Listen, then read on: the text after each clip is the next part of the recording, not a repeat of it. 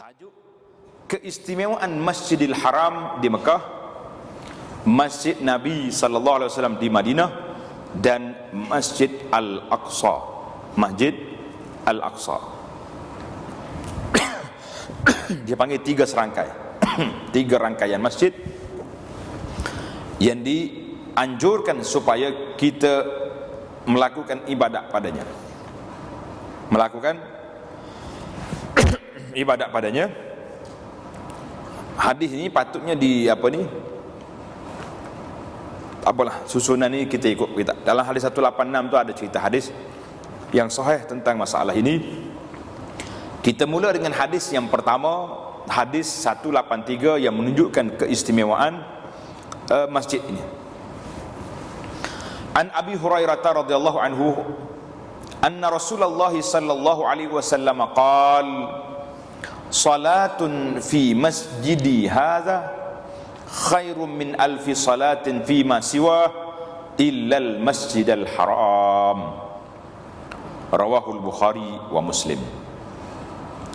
Daripada Abu Hurairah radhiyallahu anhu bahawa Nabi sallallahu alaihi wasallam bersabda, satu solat di masjid aku ini lebih afdal daripada 1000 solat di masjid-masjid lain kecuali Masjid Haram di Mekah. Hadis ini diriwayat oleh Imam Bukhari dan Muslim. Apa dia maksud? Maksud dia apa tu? Kelebihan Masjid Madinah, sekali solat kita dapat gandaan pahala 1000 solat. Masjid Haram Mekah banyak mana? Tengok hadis di bawah. An Jabirin radhiyallahu anhu anna Rasulullah sallallahu alaihi wasallam qala salatun fi masjidi hadza fi masjidi afdal min alfi salatin fi ma siwa illa al masjidil haram wa salatun fil masjidil haram afdalu min mi'ati alfi salatin fi ma siwa. Rawahul Imam Ahmad. Artinya satu solat di masjid aku ini lebih baik daripada 1000 solat di masjid lain. Hadis ini sama dengan atas. Solat di masjid Nabi lebih baik daripada 1000 solat di masjid lain kecuali Masjidil Haram. Masjid Haram di Mekah, dan satu solat di Masjid Haram pula lebih afdal daripada 100,000 solat di masjid lain. Jauh tak wajar jarak ke dekat? Mana jauh mana dekat? 100,000 mi'atu alf dengan Masjid Haram Madinah 1000. Jauh benar jarak tu. 100,000 1000 99,000 lagi kelebihan dia. Batulah Masjid Haram tu susah sikit. Nak masuk pun kena pergi awal. Kadang-kadang jemaah kata, ustaz, 1 jam tak boleh masuk dah Masjid Haram. Tuan-tuan, cara realitinya kita hidup hari ni, nak dapat bonus gaji yang 100,000 dengan yang 1000, tentulah payah nak dapat yang 100,000. Kan senang? Kita nak sama ya, nak suruh sama juga. Mudah, senang, relax ya masuklah. Mana boleh relax? Nak berjalan kena pergi awal. Cumanya rahmat Allah SWT itu sangat luas. Tengok ni, dari kesimpulan hadis ni riwayat Imam Ahmad. Kata di tuan kita ni, hadisnya sahih. Dalam kedua hadis ini, Rasulullah sallallahu alaihi wasallam menggalakkan umatnya, sama ada yang tinggal menetap di Mekah dan di Madinah, itu penduduk di asal, atau yang datang daripada seluruh dunia, termasuk kita, kata alhamdulillah, untuk mengerjakan ibadat haji atau umrah, supaya mengerjakan salat sebanyak-banyaknya yang dapat kedua-dua masjid yang mulia itu, untuk mendapat pahala yang berganda. Jadi kita pergi Mekah, kita salat sebanyak mungkin yang kita dapat. Orang pergi haji, pergi umrah mungkin 1000 sempatlah duduk seminggu. Orang pergi haji sempat duduk sebulan. Sebulan ni berapa ribu solat kita dapat.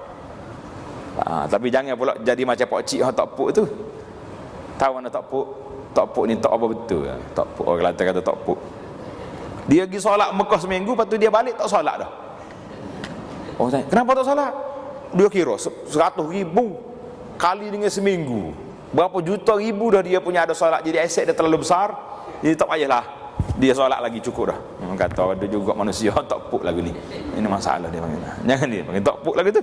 Nah, ini gandaan pahala. Macam kita pergi solat di Masjid Quba, dapat pahala sekali umrah. Lepas tu tak payah pergi Madinah, tak payah pergi Mekah, umrah dapat dah, pakai balik. Ada riwayat yang kita sebut dulu, riwayat Tirmizi, kata siapa dia solat lepas naik matahari kan, duduk subuh sampai naik matahari, kemudian dia solat 2 rakaat, boleh pahala haji dengan umrah. Sebahagian ulama mengatakan hadis ini diterima, ada yang mengatakan hadis ini tidak kuat. Tapi kalau kita ambil yang terima tadi pun, maksud dia pahala saja. Jangan pula lepas solat ni pergi cancel, tak buat haji, saya pergi Mekah sebab saya dapat dah haji di Masjid Negara semalam pagi tadi. Ada mulut lagu ni, tak buat haji pun tak akan lepas dia balik, sah dia tak akan cancel. Dia panggil ambulans mari ambil. Dia panggil ambulans mari ambil dia ni kena. Apa main faham lagi. Jadi sebaiknya banyak mana kita duduk di Madinah, di Mekah, solatlah di Masjid Haram. Cuma rahsia ni sebenarnya rahsia, saya pun tak apa nak cerita sebenarnya. Kita cerita ke bawa kita lah tak. Jangan duduk viralkan sangat.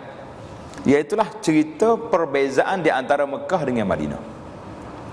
Solat di Masjid Madinah, 1000 solat itu Nabi kata fi masjidi haza, masjid aku ni. Maka timbullah perbincangan para ulama, masjid Nabi itu ini sekat mana? Sebahagian ulama mengatakan setakat binaan zaman Nabi je. Binaan zaman Nabi setakat sekitar bangunan yang lama, yang Turki itu. Ingat tak? Kau tak pergi lagi? Dah kan? Bangunan lama yang Turki itu, yang merah dulu, merah sekarang ni warna lain sikit. Itu bangunan lama. Setakat tu ya. Tapi ada riwayat lain yang menceritakan tentang, ada riwayat mengatakan kalaulah masjid ni dibesarkan luar sampai ke Sana'a, sampai ke Yaman, andai dia masih lagi masjidi haza, masih lagi masjid aku. Alhamdulillah. Artinya Masjid Nabawi Syarif ataupun Masjid Nabi itu iaitulah di dalam binaan yang ada gini. Tak kira lah binaan dibesar oleh siapa, oleh Sayyidina Umar, oleh Sayyidina Osman, oleh Raja Turki Osmani ataupun dibina oleh Raja Abdul Aziz, Raja Fahad. Sekarang ni King Raja Abdullah pula bina, Raja Salman masih lagi dalam proses pembinaan. Semuanya dinamakan Masjid Nabi. Jadi siapa dia solat dalam tu, dia dapat 1000. Oh, saya solat kat depan tu ya Ustaz, dekat depan Taibah tu, dapat tak dapat? Tak dapat. Kecuali kata di ulama Madinah ni, kecuali soft penuh dalam masjid, pack betul-betul. Nak masuk memang tak boleh, macam kawasan wanita. Nak masuk tak dapat dah nak masuk. Penuh, soft, sambung sampai keluar, dia kata insya-Allah di luar pun dapat juga 1000. Tapi kalau awal-awal lagi relax ya, ambil bawa sejadah siap dah. Memang berniat untuk duduk di luar ya. Sebab senang nak pergi ke mana? Nak pergi melontar di Ben Daud ke lepas salat. Ni dibimbangi tak dapat 1000. Oh, dia kata, oh ustaz apa pecah rahsia pula cerita sebut Ben Daud. Ya memang begitu dah realiti dah. Janji awal-awal lain kawan, kita solat pun dekat tu ya. Lepas solat terus masuk dalam. Lah, solat dalam. Oh jam ustaz, memang kena pergi awal nak dapat 1000, senang ke? Yang Mekah lagi dahsyat, 100,000. Cuma rahsia kita di Mekahnya, kata di para ulama, 100,000 kelebihan di Mekah seluruh tanah haram. Luah mana tanah haram Mekah? Tuan-tuan tengok dalam buku yang saya usahakan ni, luah dia 550 km persegi. 550 km persegi itu dia panggil keluasan tanah haram Mekah. Jadi alhamdulillah para jemaah sekalian, bolehlah kita jadi seluruh tanah haram Mekah itu 100,000. Solat di hotel ke di mana ke 100,000 belaka. Saya pernah waktu belajar dulu, pihak universiti hantar kita jadi penterjemah kepada orang-orang Melayu ni. Jadi saya kena duduk jadi penterjemah di Masjid Jin. Kenal Masjid Jin? Masjid Jin dekat yang Kubur Maklah tu. Jadi masa tu penuh dengan orang Indonesia. Kata bapak mau tanya, kata silakan. Solat di sininya berapa pak? Lepas kita baca hadis kelebihan ni. Kata solat di sini pun 1.000. Satu masjid kata alhamdulillah. Kenapa? Oh dia kata kami sudah capek lah, sudah letih nak pergi masjid haram, jauh jalan. Kata puak ni punah dah, tak pergi masjid dah lepas ni. Dia kita sudah sini 1.000 juga. Kata ada. Itu saya kata rahsia tadi tu. Nanti ada pula bakar-bakar haji kita hajah kita dengan ustaz kata solat di hotel 1.000 juga. Sudah. Jadi memang tak nak sembunyi dah benda tu. 100.000 tu memang untuk tanah haram seluruhnya. Ini hak istimewa Mekah. Madinah lah dalam masjid, bukan di luar masjid. Kecuali sah penuh. Di luar pun insya-Allah dapat. Tapi tanah haram Mekah seluruhnya. Awak boleh masuk, alhamdulillah kita dapat first class. Macam kita naik kapal terbang lah. Orang duduk ekor kapal terbang dengan duduk dekat dengan pilot tu, sama sampai ya Jeddah dah. Sama sampai. Tapi yang duduk kat depan dengan duduk kat belakang sama tak? Jangan Asia lah, yang lain-lain yang ada bisnes yang lain. Kalau duduk depan tu masya Allah tak terbang lagi, mari tanya nak minum apa tak? Kita kat belakang ni tak terbang lagi, kalau pasal lampu dia mari tanya apa bukan lampu tutup, kena marah pula, bukan mari tanya minum air. Ibaratnya mana tak sama ke duduk depan dalam masjid, salatkan berimam di Masjid Haram, tak dengan dekat Kaabah pula, dengan orang yang duduk jauh 2-3 km, tapi pahala asasnya dapat, alhamdulillah. Jadi itu Masjid Haram. Jadi tuan-tuan nak cerita Masjid Haram panjang ni, ambil buku ni, Makkah Al-Mukarramah, kelebihan dan sejarah ni. Ada kembar dia, nama dia Madinah Munawwarah, kelebihan. Jadi bagi orang nak pergi haji, nak pergi umrah, dia kata ustaz kempen buku ni. Saya tak kempen buku ni, tapi saya kempen baca buku ni. Tak beli pun tak apa, pinjam mak kawan, tapi hantar balik jadi alhamdulillah buku ni hasil kerja yang saya buat, khulasah. Dia panggil hasil saya duduk berdakwah kepada jemaah haji tu, mengajar, duduk kuliah. Jemaah kata macam mana ustaz nak dapat maklumat ni? Saya kata ada dalam kepala saya. Dia kata akhirnya kita keluarkan buku ni, alhamdulillah tuan-tuan boleh baca. Jadi banyaklah cerita-cerita Kaabah, cerita apa semua ada. Dalam hadis yang berikut pula diterangkan pula secara khusus kelebihan orang mengerjakan solat 40 waktu di Masjid Madinah. Hadis ni masyhur daripada Anas bin Malik radhiyallahu anhu, ruya anna sallallahu alaihi wasallam qala man shalla fi masjidi 40 salatan la tafutuhu salatun kutibat lahu bara'atum minan nar wa bara'atum minal azab wa bari'a minan nifaq. Jadi maksud dia, siapa yang solat di masjid aku ini 40 waktu, 40 waktu, la tafutuhu salatun, tak terlepas walaupun satu salat. 40 waktu tu daripada awal lagi, 40, 1, 2, 3, 40. Apa kelebihan dia dapat? Akan ditulis baginya kelepasan daripada neraka, kelepasan daripada azab, seksa. Ia juga bersih daripada sifat munafik. Tulis. Hadis ini riwayat Imam Ahmad, riwayat At-Tabarani. Cuma sanad dia lemah, sanadnya dhaif. Hadis ini hadis yang tidak sahih. Kerana dalam isnad dia ada seorang yang bernama Nubaid bin Umar. Jadi ulama mempertikaikan tentang rawi ini, maka hadis itu dikira hadis yang tidak kuat. Tapi kalau kita duduk di Madinah, jangan pula tak pergi masjid. Kenapa tak pergi masjid ni? Ustaz kata hadis tak sahih. Duduk carilah lah. Kalau malah cakap malah je senang, tak usah duduk sandarkan hadis lah, buat masalah lah. Kenapa tak pergi masjid? Ustaz kata hadis tak sahih. Saya pun tak pergi masjid selalu. Ustaz tak kata solat jemaah tu di masjid. Ustaz kata hadis itu dipertikaikan oleh ulama hadis. Jangan pula jangan salah buat pula. Jadi kata di para ulama Madinah mengatakan, tak apalah kita tak usah bincang tentang sanad, kita bincang tentang hikmat. Hadis itu diterima contohnya, bolehlah buat amalan dari sudut fadail ke sudut apa, tapi motivasinya besar. Apa dia motivasi?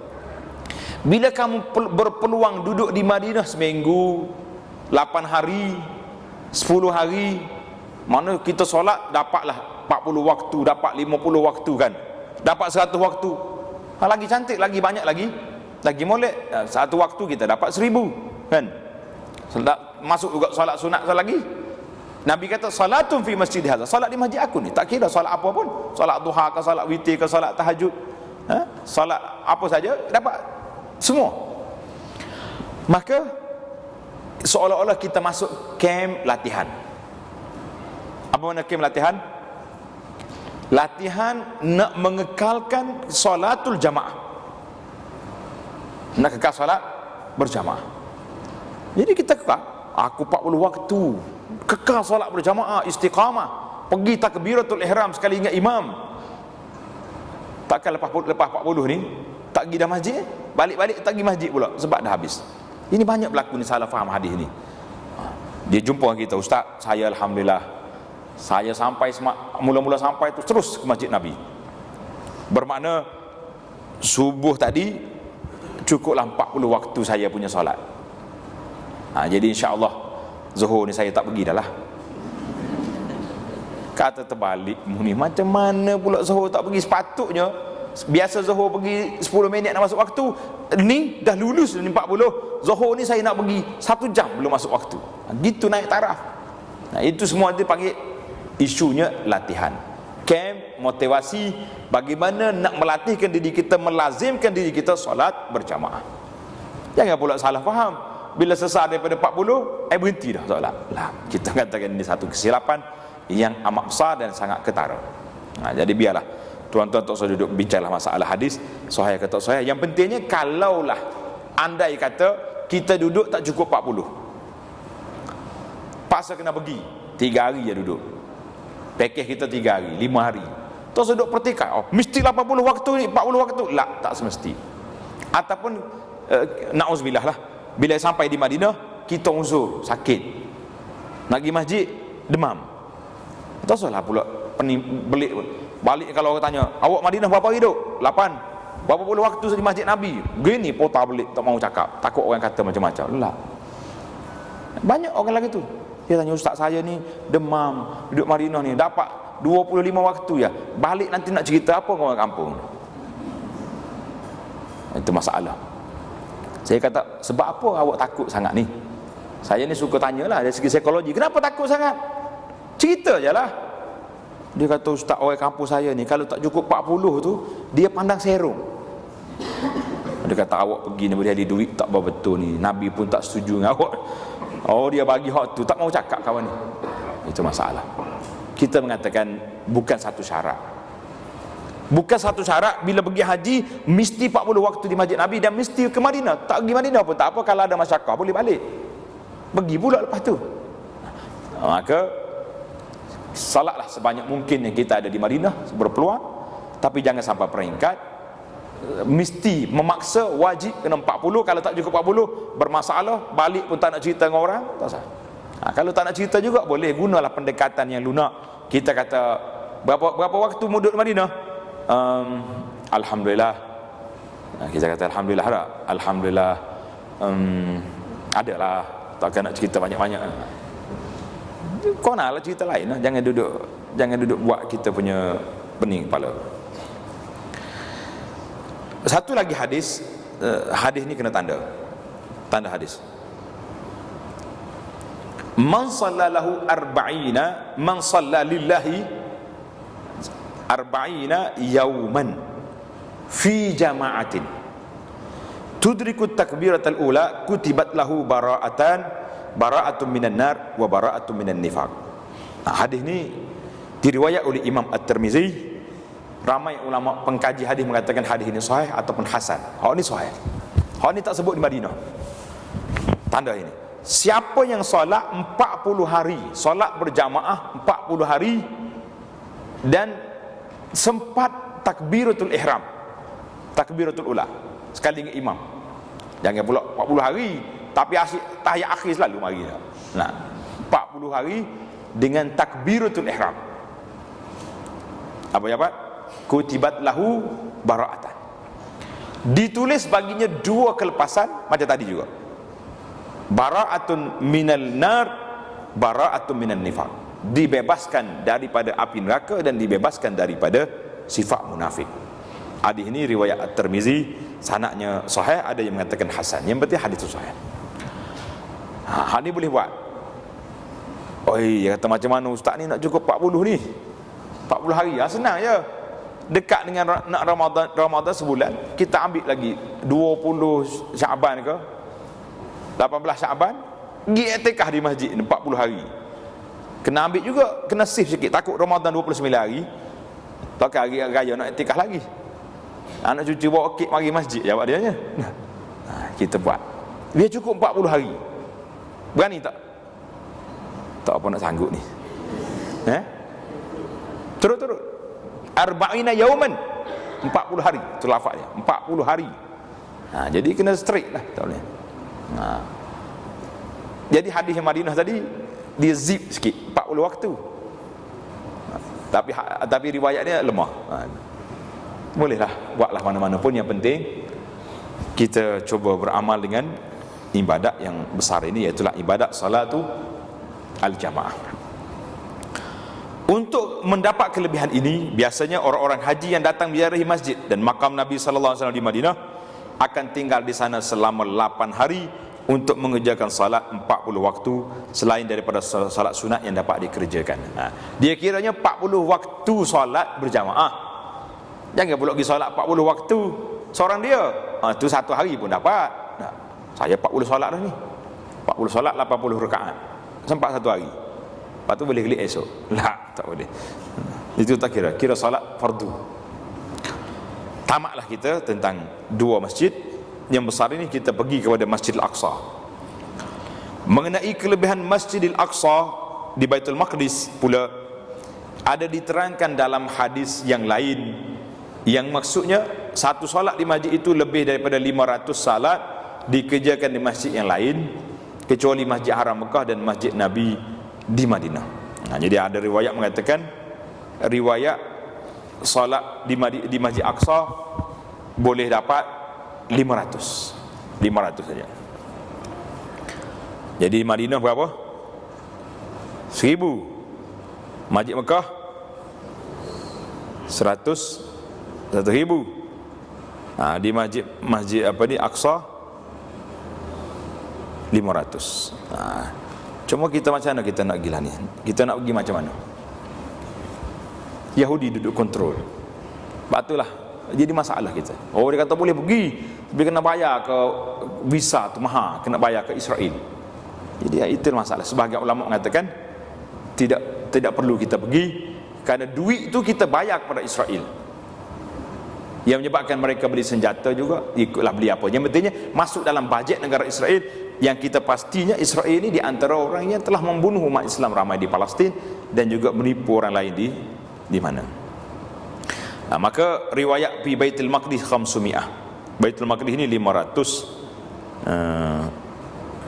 Tanda sini hadis Baitul Maqdis ini diriwayat dalam Kashful Asrar, kata Kashful Athar, Kashful Astar. Kata Al-Haisami hadis hasan dalam Majma' Az-Zawaid. Menurut sebagian ulama mengatakan hadis ini yang 500 ini pun dhaif, dia punya sanadnya dhaif. Ada satu kitab yang ditulis, satu tesis yang ditulis oleh sahabat saya, satu rumah yang duduk dengan saya dulu waktu buat PhD. Dia kumpul hadis-hadis al-ahadis al-waridah fi fadail Makkah. Hadis-hadis yang apa ni, yang menyebut tentang fadail Makkah saja. Seorang lagi nama Syekh Rifai, dia tulis al-ahadisul waridah fi fadailil Madinah. Jadi dua-dua ni tesis lengkap melengkapi. Saya untuk nak ringkaskan kepada tuan-tuan, saya pun ambil hadis ke dalam kitab tersebut. Hadis-hadis yang sahih kita letak dalam kitab ni. Hadis yang sahih tentang kelebihan Mekah, hadis yang sahih tentang kelebihan Madinah. Sebab kita hari ni tak nampak mata. Bila orang sebut tentang hadis sahih, hadis dhaif, ada jemaah tanya, macam mana ustaz nak kenal tu? Payahlah juga. Macam kita hari ni lah, kalau kita pergi kedai emas, orang tunjuk ni emas cantik ni, kita pun tengok bersinar tu emas lah belakangnya. Tak. Tapi kalau tanya orang penjual, dia kata hak ni hak palsu, hak ni hak tiruan, hak ni hak 22, hak ni berapa dia punya emas? 22, 21. Ya, adalah dia punya mazhab dia tu. Jadi kita kita hak tak tahu apa ni. Orang kata mah bakal mah belaka. Itu masalah kita. Jadi sukar orang yang mengaji, orang yang pakar boleh mengenali. Itu pun kadang-kadang kita kata sahih, orang lain kata ada lemah ni, ada ilah dia sendiri. Maknanya ilmu hadis ni ilmu yang tidak lautannya masih tidak bertepi. Ulama dulu kata sahih, ulama kemudian kata tak sahih, mari orang lain pula kata sahih. Jadi masing-masing ada hujahnya. Cuma bagi kitanya, cubalah dalam ibadat kita, alhamdulillah hadis-hadis yang sahih banyak, kita cubalah berpegang dengannya, kita beramal dengan dia. Kecuali tak cukup lagi, baru nak cari hal lain pula, itu cerita lain. Kelebihan Masjidil Haram, apa sebab Masjid Haram terlebih? Kerana di dalamnya terletak Kaabah Baitullahil Haram yang menjadi kiblat umat Islam. Kelebihan Masjid Madinah pula, kerana di dalamnya selain daripada makam Nabi sallallahu alaihi wasallam, ada pula kawasan yang bernama Raudah. Raudah sama mana? Yang disifatkan oleh Nabi sallallahu dalam hadis, Nabi kata ma baina baiti wa minbari, di antara rumah aku dengan mimbar. Mimbar dia tu mimbar tempat khutbah hari ni, itu tapak mimbar Nabi. Rumah dia mana? Mana rumah Nabi? Makam, kubur dia sekarang. Ada setengah riwayat kata ma baina qabri, di antara kubur aku dengan mimbar. Itu ada riwayat lemah, tidak sahih. Tapi riwayat yang sahihnya ma baina baiti, di antara rumah aku dengan mimbar. Jadi rumah dia tu sepakat ulama mengatakan rumah tempat Nabi kita wafat, iaitulah di rumah Sayyidah Aisyah radhiyallahu anha. Raudah. Ada juga ma baina al-bujud, mana rumah-rumah Nabi. Rumah dia tu belakang. Kalau dalam buku Madinah saya ada buat garisan. Ini sempadan riwayat yang pertama tentang Raudah. Riwayat yang kedua tu lebih luas lagi. Mungkin sebahagian daripada tempat wanita duduk hari ni sampai Raudah. Sebab rumah-rumah isteri Nabi duduk keliling masjid. Keliling masjid dekat-dekat. Dia Nabi kita letak dekat-dekat. Puak kita ni kalau rumah banyak tak dekat, nasib nak meletup ya dah. Jadi alhamdulillah. Itu pun ada orang boleh tak dekat, tapi macam itulah Rasulullah sallallahu alaihi wasallam tidak menimba masalah. Dia boleh buat. Jadi Raudah salah satu daripada taman syurga. Apa makna taman syurga di sini? Mana taman syurga? Ada orang kata siapa dia ibadat banyak, dia boleh masuk dalam syurga. Ibadat banyak situ. Ulama lain kata ibadat kat mana-mana pun sama ya syurga ni. Ada yang mengatakan siapa dia masuk dalam Raudah, dia akan rasa tenang. Saya bila ceramah cerita ni kat sini mungkin orang tak pantas, tapi kalau ceramah di waktu di Madinah, semua pakat sengih tu kok. Macam mana nak tenang ustaz? Lompat atas kepala lagi, atas pijak habis, macam nak tenang. Kita kata al-aslu, asalnya memang di situ tempat ketenangan. Cuma mari ni tak tenang, bukan Raudah, orang tak tenang. Main duk lompat macam mana? Kita duk tengah sujud perau masuk atas kepala. Langkah terus ya. Tak apa, maaf-maaf lah. Jangan duk marah ya. Kalau kira adab memang salah lah. Macam mana langkah atas kepala orang. Tapi kalau kita tidak bermaaf-maafan, di mana lagi kita nak bermaaf? Tak tenang. Jadi riwayat yang kuat mengatakan tempat itu sendiri akan dibawa nanti ke dalam syurga. Raudah sendiri akan dipindah dalam syurga. Siapa yang pernah sampai itu dia tengok, oh ni Raudah, insya-Allah. Jadi itulah di antara Raudatun min riyadil jannah. Siapa nak masuk syurga, nak masuk taman syurga, pergi duduk di Raudah. Yang laki-laki boleh, yang perempuan agak sukar lah kan, tempat dia jauh. Yang laki-laki pun dia ada tip dia cara nak masuk. Saya tak cerita lah. Kita ada cerita macam mana cara nak masuk ke dalam Raudah. Baik. Daripada Masjid Nabi sallallahu alaihi wasallam juga berkembang ke seluruh Islam, berkembang ke seluruh dunia. Itu di antara ciri keistimewaan Masjid Nabi. Banyak lagi. Tuan-tuan tengok dalam buku sejarah Madinah, memang banyak saya sebut tentang keistimewaan Masjid Nabi dan juga keistimewaan cerita-cerita lain yang patut menjadi bacaan kita.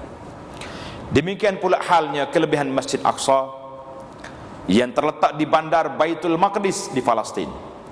Kerana ia merupakan masjid Nabi yang telah berlalu zamannya dan pernah menjadi kiblat umat Islam 16 bulan lebih. Berapa? 16 bulan Nabi kita hadap ke Baitul Maqdis.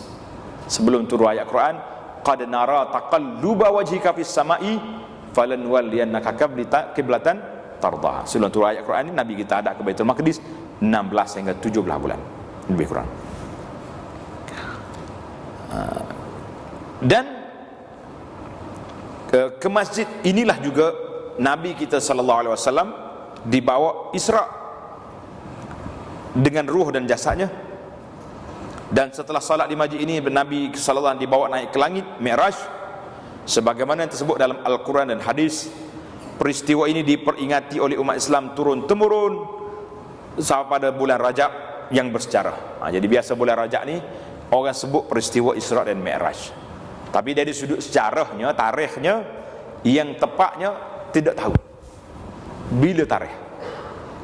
Di dalam Ar-Rahiqil Makhtum menyenaraikan hampir 10 tarikh bila ke berlaku Isra dan Mi'raj. Dalam Imam Nawawi sendiri pun ada 3 pandangan nyebut sedemikian.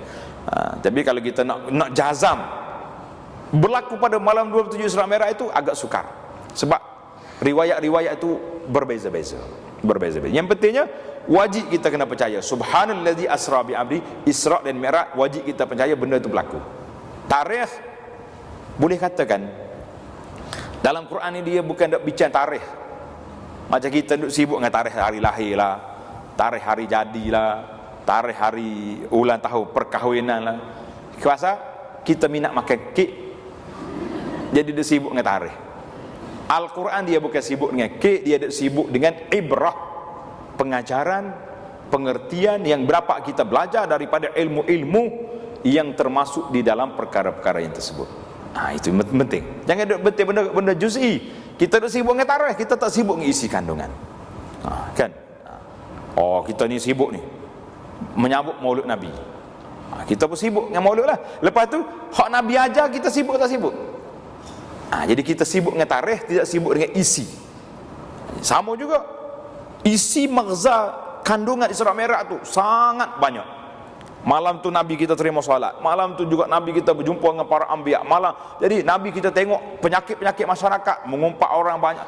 Kita tidak ambil besar tajuk, besar dengan tarikh. Jadi Islam ajar kita ambil yang asas. Saya tidak bincang masalah ini tarikh-tarikh ni ada belaka dalam tu, tidak. Cuma yang kita nak kata, jangan ambil satu tajuk, kita ambil semua isi kandungan itu yang besar. Baik, apa lagi? Peristiwa ini diperingat apa ni? Maka itu di antara kelebihan Masjid Aqsa. Tambah satu lagi, yang ini tak ada dalam kitab ni, saya tambah 3 buah masjid ni kenapa mendapat kedudukan yang tinggi. Kenapa? Yang pertama tulis, yang memilih tapak untuk bina masjid ini siapa? Allah. Bukan AJK Masjid, bukan ad hoc kampung Masjid Aqsa, kampung Baitul Maqdis mesyuarat nak buat sini. Bukan Abu Jahal, bukan orang Mekah, bukan siapa yang bermusyawarah nak letak tapak masjid. Tak. Allah yang pilih. Macam mana Tuhan pilih? Tengok. Yang kedua, siapa dia engineer ataupun arkitek pembinaan 3 masjid ni? Siapa? Bin Laden. Yang jadi arkitek engineer masjid Nabi alaihi wassalatu wassalam. Masjid Baitul Maqdis, siapa dia engineer? Nabi Daud, Sulaiman, semuanya Nabi. Masjid Mekah, Masjid Haram, siapa engineer? Ibrahim dan Nabi Ibrahim Ismail. Masjid Madinah, Sayyidul Anbiya'i wal Mursalin. Kerana kedudukan 3 masjid itu logik lah, 3 masjid mendapat kelebihan yang begini besar kerana yang jadi pemilih tapak Allah, yang menjadi engineer dan arkitek dia Nabi-Nabi alaihi wassalatu wassalam. Itu tulis kitab ni, tak tambah sikit. Nak dengar ke cerita macam mana Allah Ta'ala pilih tapak? Kan jadi cerita kursus haji pula ni. Waktu Nabi Daud nak bina masjid pun ada isyarat mari. Allah Ta'ala hantar mari tanda kepada dia. Bukan kata dia mesyuarat panggil orang kampung, tak. Waktu Nabi Ismail, Nabi Ibrahim mari letak tapak anak dia pun sama juga. Saya nak ambil satu yang terakhir. Waktu Nabi SAW sampai Madinah, Nabi kita naik unta. Naik unta dia. Unta ni dalam buku sejarah sebut, dia tengkok panjang gini kan, macam radar tengkok dia, pusing-pusing. Sampai dia berhenti di tapak masjid Nabi, unta duduk. Belum sempat lagi Nabi kita parking unta ni, dia bangun balik. Bangun, dia pusing sekali lagi. Seolah-olah dia macam buka Google Map, dia tengok betul ke sini, Allah Ta'ala antara. Semua orang pegang tali unta Nabi. Nabi kata da'uha fa innaha ma'murah. Nabi kata lepas tali unta ini, unta telah diberi arahan oleh Allah nak letak di mana aku. Unta berjalan pergi sini, sampai tempat tapak masjid, unta duduk. Belum sempat Nabi kita duduk turun, dia bangun, dia pusing sekali lagi. Saya baca cerita ni, saya gelak, Masya Allah, unta tengok map dia. Saya ingat Allah Ta'ala ada beri ilham kepada dia, sekat mana nak, di mana tempat, maka letak di sini. Nabi pun kata ha huna al manzil insyaallah. Nabi kata di sinilah tempat kita tinggal insyaallah. Jadi bila tengok siapa punya tanah ni, tanah ni kepunyaan Sahal bin Suhail, dua anak yatim. Nabi panggil dua orang ni, anak yatim kata tak apa, saya wakaf ya Rasulullah. Nabi kata tak apa, semua anak yatim, kita bayar tanah ni, bayar tanah. Maka kesimpulan kitanya, 3 masjid Allah yang tentukan tampak, yang menjadi engineer dia, arkitek dia siapa? Para Nabi alaihimussalatu wassalam. Maka sangat logiklah 3 masjid ini mendapat kedudukan yang tinggi di sisi Allah Azza wa Jalla. Logik ke tidak? Nah, tak ada nak deki dah kitanya 3 ni. Jadi cerita tadi panjang, cuma saya ambil simpulkan sikit di cerita Nabi kita beli tapak masjid tu. Ini satu pengajaran kepada kita dalam sunnahnya, supaya kita jangan bermudah-mudah dengan orang. Jangan bermudah dengan orang.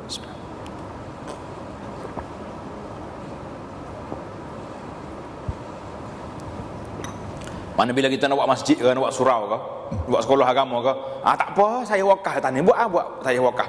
Lillahi ta'ala saya wakaf. Kita kata nak wakaf boleh, mari keran. Pergi ke pejabat tanah, gazet wakaf, cop atas tu. Kalau mati mak dia ni, mati bapak ni, anak-anak tak tahu kita wakaf dengan orang masjid. Bersurat tak ada tulis, atas geran tak ada tanda. Sekarang ni sudah berlaku beberapa sekolah tahfiz ke sekolah pondok yang anaknya menuntut tanah itu dikembalikan kepada mereka.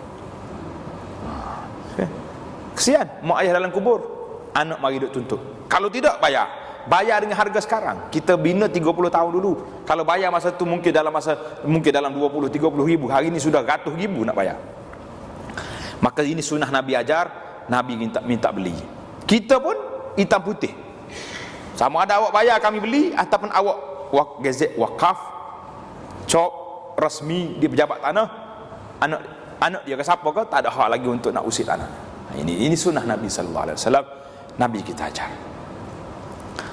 Maka jelasnya kemuliaan ketiga-tiga masjid yang tersebut ditegaskan dalam hadis yang berikut. An Abi Hurairah radhiyallahu anhu anin Nabi sallallahu alaihi wasallam qala la tushaddur rihal illa ila thalathati masajid al Masjidil Haram wa Masjidir Rasul sallallahu alaihi wasallam wa Masjidil Aqsa. Maksud dianya, tidak sepatutnya bersusah payah keluar mengembara untuk menziarahi mana-mana masjid, nak pergi ibadat di masjid mana-mana, kecuali untuk 3 masjid saja. Masjid yang berikut: Masjid Haram di Mekah, Masjid Nabi di Madinah, dan Masjid Al-Aqsa di Baitul Maqdis. Hadis ini diriwayat oleh Imam Bukhari. Jadi kalau kita nak mengembara pergi masjid di mana, di apa ni, di Turki ke, di India ke, di mana lah, nak pergi tengok tak ada masalah. Masjid biru ke masjid terapung, pergi jelah. Tapi di atas rasa nak pergi beribadat, Nabi kata ibadat 3 buah masjid. Ini dia masjid. Dan kalau kita contohnya, kita kata, kita bernazar, aku ni kalau dapat gini, wajib kata aku beriktikaf di masjid di Jepun sebulan. Orang nak marah sangat ni, nak iktikaf di masjid Jepun contoh. Jadi para ulama katakan cukup kita pergi Madinah, iktikaf di masjid Madinah, lepas. Sebab masjid Madinah tu lebih afdal daripada masjid Jepun. Kalau iktikaf masjid Haram Mekah lagi afdal, lepas. Itu dari sudut fiqhnya. Nah, baiklah. Demikian kedudukan masjid dalam Islam. Semoga Allah Subhanahu wa taala memberi taufik dan hidayah kepada kita semua untuk menjadi orang-orang mukmin yang sentiasa memakmurkan masjid dan surau dengan amal bakti dan dengan menjaga kehormatannya dan mematuhi hukum-hukumnya serta adab peraturannya sebagaimana yang sewajibnya. Daripada awal lagi kita dah bincang tentang adab-adab menjaga masjid, daripada membersihnya masjid daripada kotoran yang zahirnya dan kotoran yang batinnya. Alhamdulillahillazi bi ni'matihi tatimmus shalihat. Tamatlah perbincangan kita di dalam bab kedudukan masjid di dalam Islam. Subhanakallahumma wa bihamdika asyhadu an la ilaha illa anta astaghfiruka wa atubu ilaik. Wa sallallahu ala nabiyyina Muhammad wa ala alihi wa sahbihi ajma'in walhamdulillahi rabbil alamin. Wassalamu alaikum warahmatullahi wabarakatuh.